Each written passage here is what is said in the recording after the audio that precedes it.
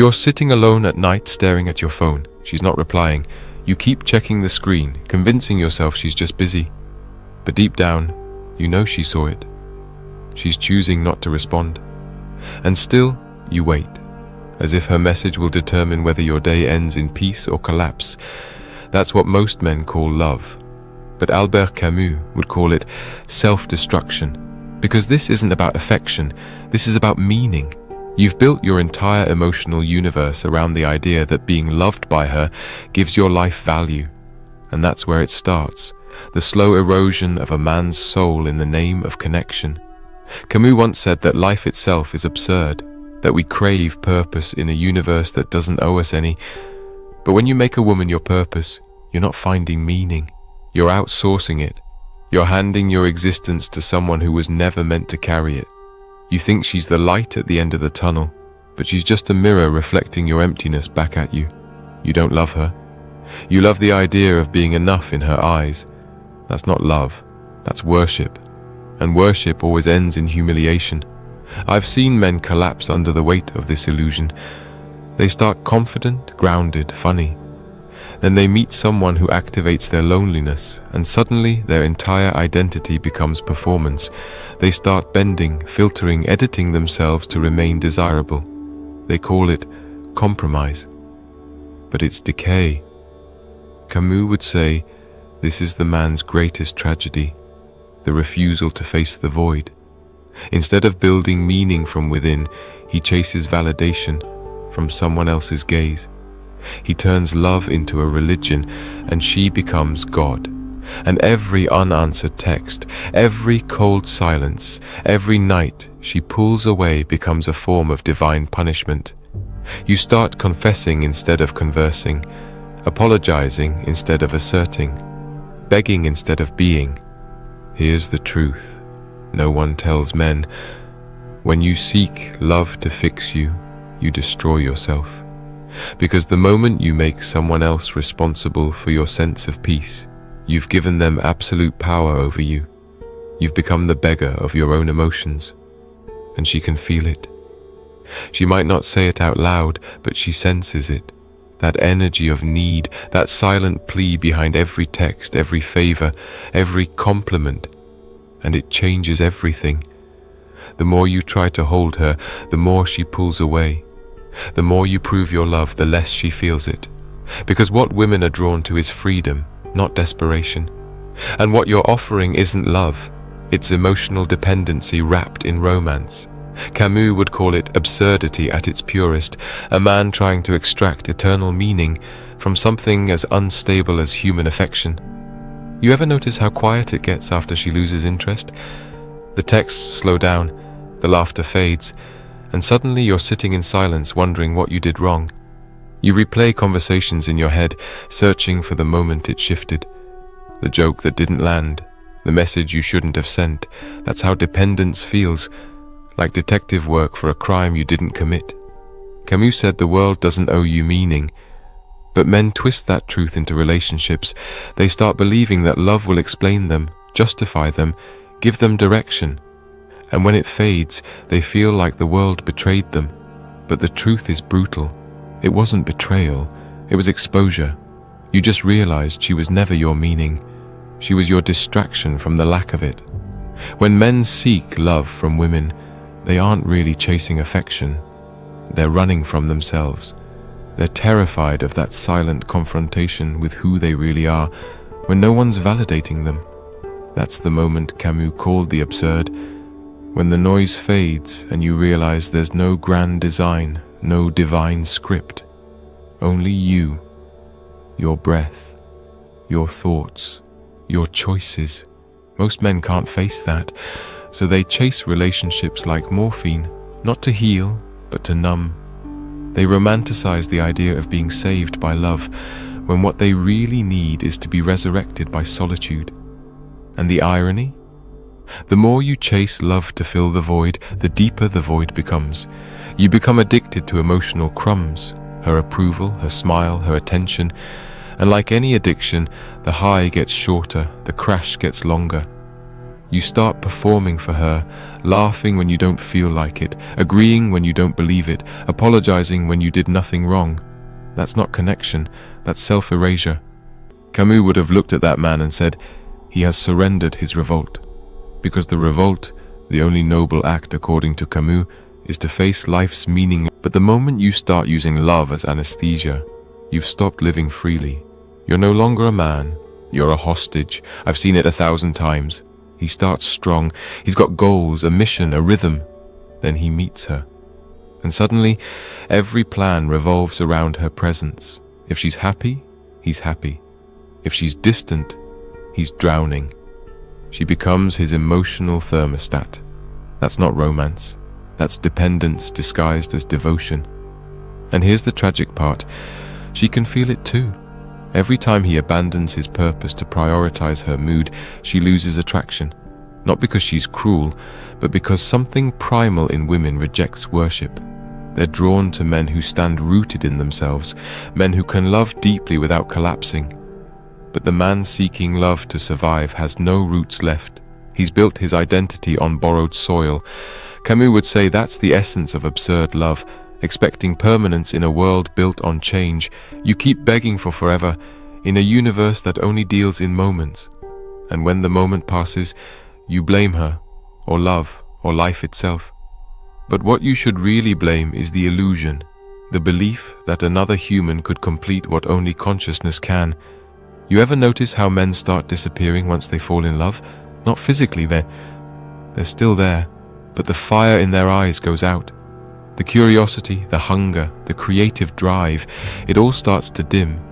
They stop reading, stop building, stop exploring. They start existing in orbit around one person, like a planet that forgot it used to burn as a star. That's what Camus was talking about when he said most people live life half asleep, trapped between hope and habit. They wake up not to live, but to wait for attention, for love, for validation.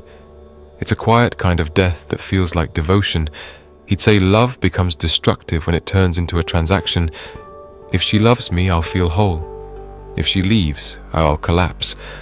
That's not love, that's emotional capitalism. You're trading pieces of your identity for temporary comfort. And the moment she stops paying you that comfort, you realize you've already gone bankrupt. Camus believed freedom is the only authentic response to the absurd. But dependency kills freedom faster than anything. When you rely on someone else to make you feel alive, you've built your life on borrowed oxygen. And when they pull the tank, you suffocate. I had a friend who fell into that trap. He used to paint, surf, travel, talk about philosophy like every sentence could start a revolution. Then he met her. And at first, it was beautiful. They were inseparable. Constant messages, long nights, promises of forever. But 6 months later, the spark was gone. Not because love disappeared, but because he did. He stopped painting because she didn't like the time it took. Stopped surfing because weekends were for her family now. Stopped thinking about the world because all he could think about was keeping her happy. When she left, he didn't just lose a girlfriend, he lost the man he used to be. That's what Camus meant when he said, the only way to deal with an unfree world is to become so absolutely free that your very existence is an act of rebellion. You can't be free when your emotional stability depends on someone else's mood. You can't rebel when your peace is rented property. You can't live with depth when your soul is leased to affection. Here's the hard truth. Love doesn't destroy men. Their need for it does. The moment you seek love as salvation, you've already surrendered to the absurd. You've made the same mistake as Sisyphus, pushing the boulder of approval uphill every day, hoping this time it will stay.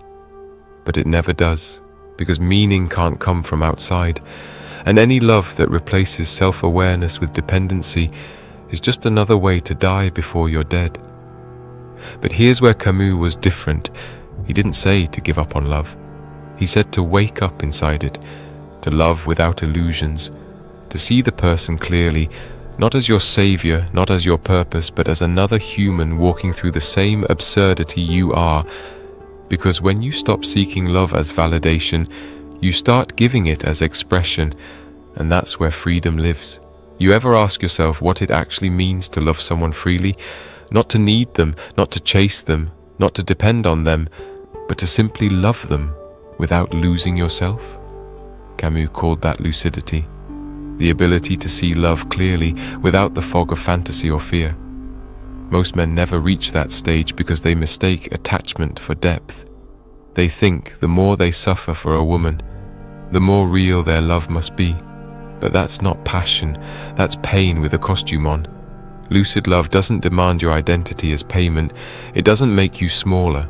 It makes you steady. It gives without begging, stays without clinging. Camus said, "To love and be loved is to feel the sun from both sides." But notice, he never said to need. Needing someone isn't romantic, it's parasitic. It drains you quietly while convincing you that you're full. You think she's your cure, but she's only the mirror showing you how empty you've become. The moment you start saying, "I can't live without her," you've already stopped living. You've handed your existence to another person like a hostage note, and no matter how beautiful she is, no woman should hold that kind of power over a man. Because when love becomes worship, worship becomes ruin. Lucidity means standing beside a woman as an equal, not kneeling, not pleading, not pretending. It means knowing you have your own mountain to climb, your own purpose to pursue, and realizing that if she leaves, you'll still stand. Not out of arrogance, but out of clarity. Because she was never supposed to complete you, only to walk beside you while you complete yourself. But here's the paradox Camus understood better than anyone. Love will always tempt you to lose yourself. That's its danger and its beauty. It asks you to give everything, your time, your energy, your heart, and then somehow remain whole. Most men can't do both. They either detach completely and call it strength, or they surrender completely and call it love. Lucid love lives in the middle. It's choosing to love while knowing that everything you love will eventually change, maybe even vanish. It's the courage to hold something precious without pretending it will last forever. That's where most men break. They can't handle impermanence. They want guarantees in a world that offers none. So they cling, they chase, they beg, and in that desperation, they turn love into dependency and romance into ruin. Camus would call it the tragedy of meaning. Because you can't build eternity on human emotion, you can only experience it while it lasts, and let it go when it doesn't. You want to know real power? It's not making a woman love you, it's loving her fully, and still being able to walk away if she starts to cost you your peace. That's lucidity. That's the man Camus admired. A man who doesn't escape reality through love, but meets reality inside. There comes a moment in every man's life when he realizes the love he was chasing was never about the woman. It was about escape. Escape from silence, escape from solitude, escape from himself. Camus would say that's the tragedy of being human. We keep searching for something or someone to make existence feel less absurd, less lonely, less empty. But the moment we try to fill that space with another person, we lose the one thing that could have made us free: awareness. Men destroy themselves not because they love, but because they confuse love with salvation. You ever wonder what happens after the pain finally stops? After the texts stop haunting you? After the silence stops echoing like a punishment? You wake up one morning, and for the first time in years, you feel nothing. Not love, not anger, not emptiness. Just stillness. That's what healing actually feels like. Not fireworks, not closure, just peace. Camus called that acceptance without illusion. He said most people spend their lives waiting for meaning, waiting for love, waiting for something to make them feel whole. But the man who stops waiting, that man becomes unstoppable. Because the moment you stop expecting life to make sense, you start living it. Fully, fiercely, freely. And here's what you learn in that silence. You were never destroyed by love itself. You were destroyed by your dependence on it, by believing you needed to be loved to feel significant. But when you stop chasing validation, something shifts. You start feeling a deeper kind of love, one that doesn't come from anyone's eyes or arms, but from within. The love of existence itself, the love of simply being alive. Camus said, "To love life is to love the absurd." That means to love even when it doesn't make sense, even when it hurts, even when it ends. Because love at its highest form isn't possession, it's participation. You experience it, you grow through it, and then you let it go when it's done teaching you. That's not weakness. That's mastery. Most men never get there because they keep trying to rewrite the story. They can't accept that sometimes love doesn't die. It just outlives its purpose.